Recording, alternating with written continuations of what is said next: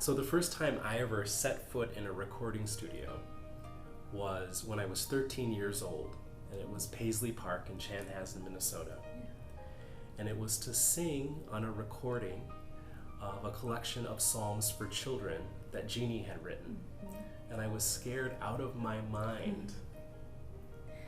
We have the photos of that, though. He just looked so confident, and you sounded amazing, and it was sweet.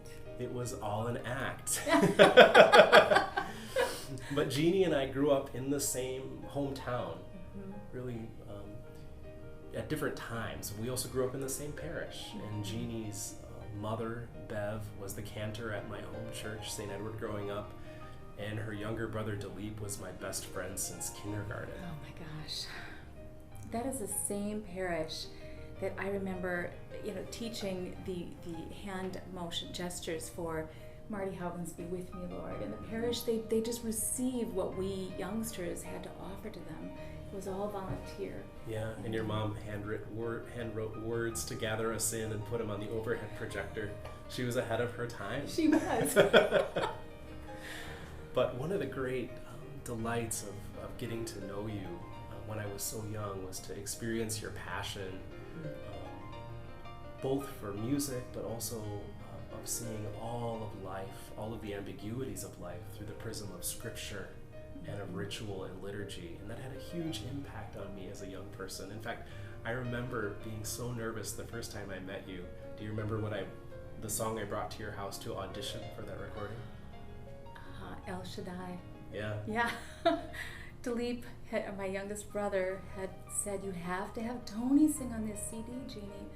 And sure enough, you auditioned with El Shaddai, and what came out of your little 13-year-old voice was pure honey, and you communicated the text like it was run right through your heart, and for a 13-year-old to be able to do that 6 months before your voice changed. It's true. We captured it. It's true. So all over the past 10 or 15 years, our paths have taken really very different routes across the country into different professional and ministerial opportunities. And we've always been looking for an opportunity to return to that experience of making music together, of sharing that common bond of home.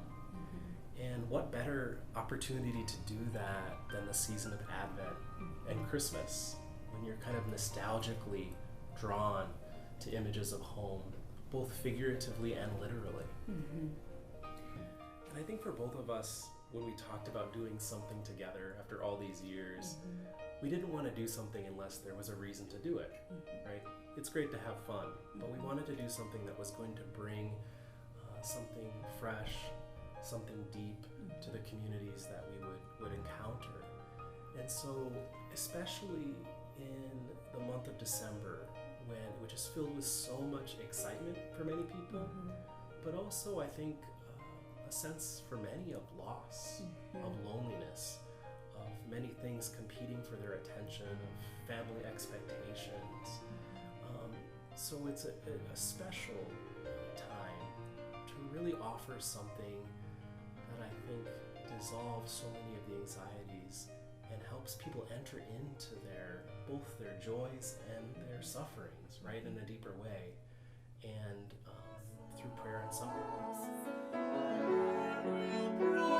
This wonderful cross, justice will march to front, making a path for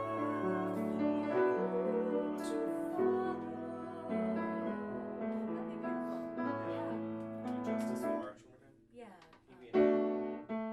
There's so many of these inside jokes, and I so look forward to having this whole series of concerts that we can go just enjoy this incredible honor it is to be able to share our gifts and have them received. I mean, what an honor. Absolutely. And let's face it, there aren't many people I would be willing to travel to 11 cities to in the span of 3 weeks, besides you, Jeanne. So I am absolutely excited and delighted. And I'm excited for all the people we're going to see along the way, old friends and new friends. to pray, to share stories, and to sing us home.